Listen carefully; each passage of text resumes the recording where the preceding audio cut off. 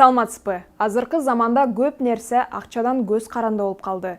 Акчаңызды туура пайдаланганды билбесеңиз, бат эле аларды жоготуп, карызга батып калышыңыз мүмкүн. Финансылык билимдүү болуш үчүн акча табуу эле жетишсиз. Ошол тапкан акчаны башкара билүү керек. Сиз Улуттук банктын Финсалат долбоорун көрүп жатасыз. Программаны мен Бегима Жаныбекова алып барам бүгүнкү чыгарылышта. Кредит тууралуу эмнелерди билүү керек? Кредит алып жатканда кандай каталарга жол берилет? Адистен кеңеш.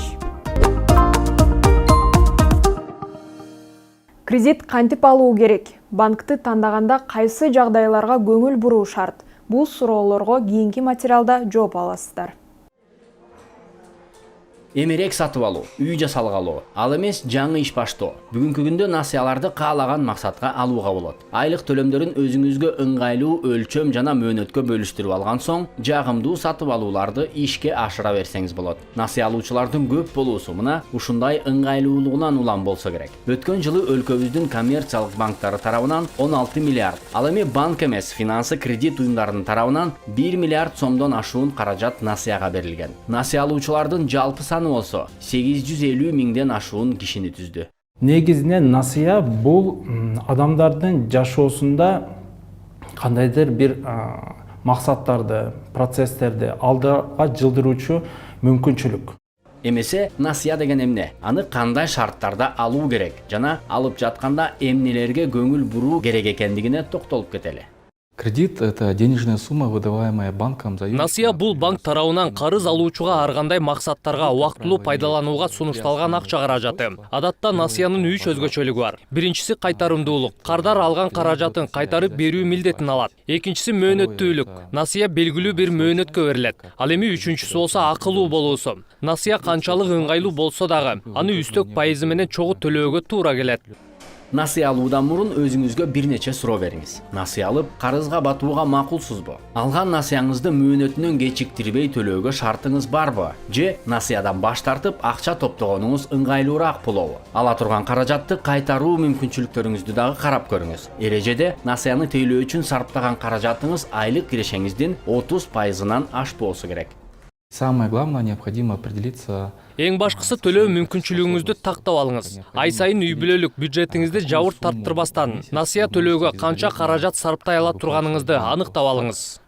Кийинки кадам маалымат чогултуу. Өлкөбүздө 300дөн ашуун финансы кредиттик мекеме насыя берет. Андыктан алар сунуштаган насыялардын шарттарын дыккат изилдеп чыгыңыз. Насыя ала турган мекемеңиз канчалык ири жана тарыхы бай болсо, ошончолук ишенимдүү экендигин эстен чыгарбаңыз. Кайсыл финансылык институт менен иш жүргүзөт, ошого жакшы көңүл буруш керек. Ошол булар финансылык институт мыйзам чегинде иштейби?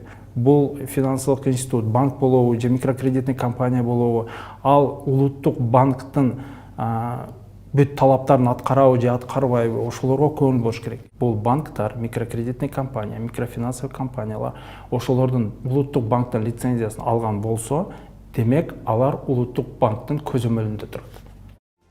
Мекемеңизди тандаган соң андагы пайыз ченемдери, комиссиялык жыйындары, мөөнөттөрү жана насыяны камсыздоо шарттары менен таанышып чыгыңыз. Күнүбүздө бул маалымат интернет жана жалпыга маалымдоо булактарында жеткиликтүү. Андан сырткары банктын адистерине дагы кайрылсаңыз болот. Эсиңизде болсун, келишимге кол коюудан мурун банк сизге насыяңыз тууралуу толук маалымат берүүгө, милдеттенмелерди аткарбоонун кесепеттерин түшүндүрүп берүүгө жана чыныгы төлөө мүмкүнчүлүктөрүңүздү аныктоого милдеттүү. Андан сырткары өзүңүздүн укуктарыңызды дагы билип алыңыз.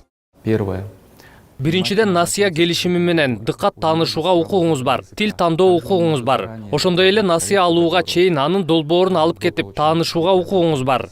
Андан сырткары насыяңыздын бир бөлүгүн же толугу менен мөөнөтүнөн мурун төлөө укугуңуз бар. Болгону бул тууралуу банкты 30 күн мурун кабардар кылууңуз керек болот. Мындай учурда банк кандайдыр бир айып санкцияларын колдоно албайт.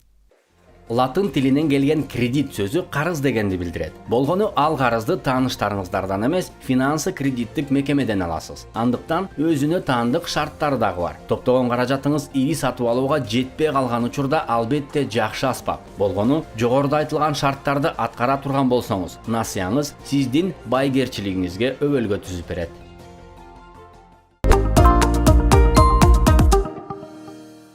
Кыргызстандыктар кредитти алып жатканда кандай каталарга жол беришет? Биздин экспертибиз Тынчтык Теңизбаевдин кеңештерине кулак салалы.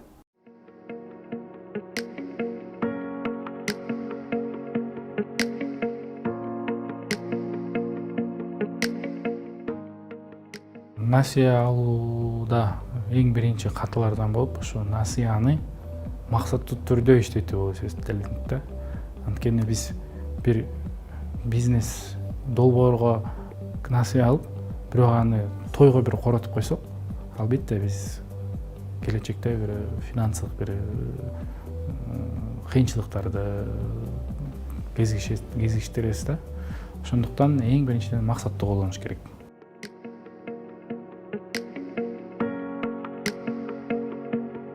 Насыя алып жатканда сөзсүз түрдө келишимди кылдаттык менен окуп, жана ар бир пункттар менен таанышып чыгыш керек да.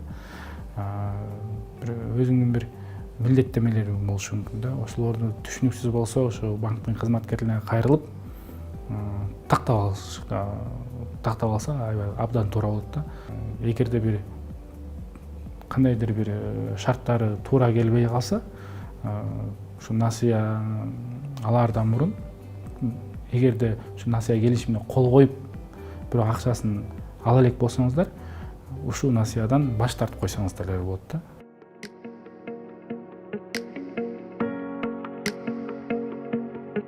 Насыяны алганда ушу кайра төлөп бере аламбы? Ай сайын жана менин кирешелерим ушу насыянын убактысында туруктуу болобу деген суроого туура жооп берип, ошо өзүңдүн кредиттик төлөмчүлүгүңдү мындай туруктуу болсо, ошо насыяга кайрылса болот да. Анан кийин бир айда мисалы үчүн туруктуу түрдө киреше келсе, экинчи айда жок болуп калса, анда бул күмөн болуп калышы мүмкүн да.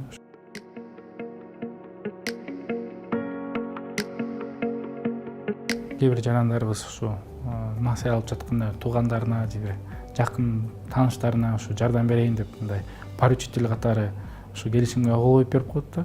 Бирок ошо поручительдин дагы мындай мааниси аябай абдан чоң да. Анткени ушу насыя алуучу бир төлөй албай калса, ушу насыяны төлөө ушу сиздерге жатып калат да. Ошондуктан оңго солго ушу поручительство тарата бербесек, насыя алуучу сөзсүз түрдө финансылык мүмкүнчүлүгү бар төлөйт деген мындай ишенич менен анан кийин кол коюп берсек ушу поручительдергечи.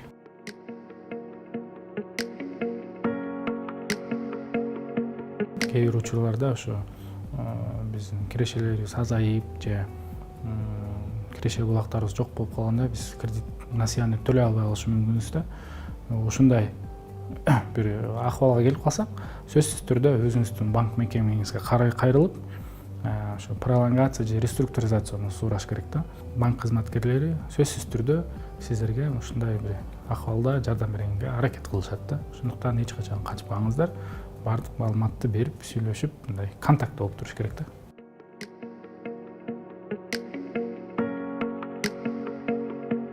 Насыяны максаттуу түрдө колдонуу, келишимдерди туура жана так түшүнүү, жана өзүңдүн финансылык кирешелериңди туура анализдеп, ошо насыяны төлөй аламбы деген суроолорго жооп берүү менен мен ойлойм, ишенем, ошо ар бир насыяны биз кечиктирбестен жана өзүбүздүн кредиттик тарыхыбызды бузбастан жакшы бир телеп алсак болот да. Бүгүнкү чыгарылышыбыз ушу менен жыйынтыкталат. Дагы бир жолу эске салып кетели. Кредит алаардан мурда төмөндөгү суроолорго жооп бериңиз. Акча сизге канчалык керек? Насыясыз эле абалдан чыкса болобу жана эң башкысы алган акчаны кантип кайтарасыз? Кийинки берүүбүздө финансы кызматтарынын керектөөчүлөрүнүн укуктарына токтолобуз. Саламатта калыңыз.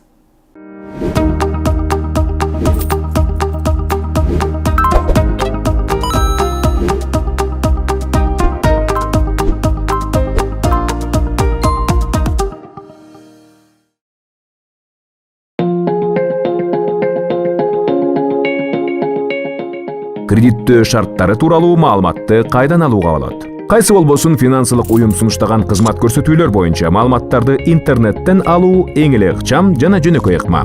Мындан тышкары ар кайсы уюмдардын сунуштарын жалпылаган сайт агрегаторлордон, мисалы Финсабат кейжини пайдаланууга болот.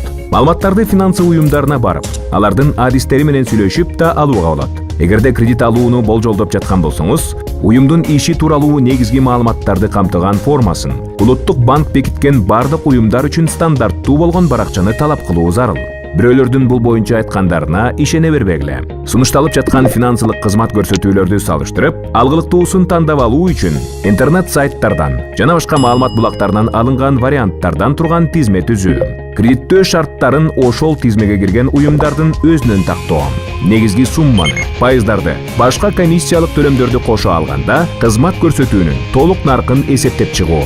Андан соң гана тиешелүүсүн тандап алуу зарыл.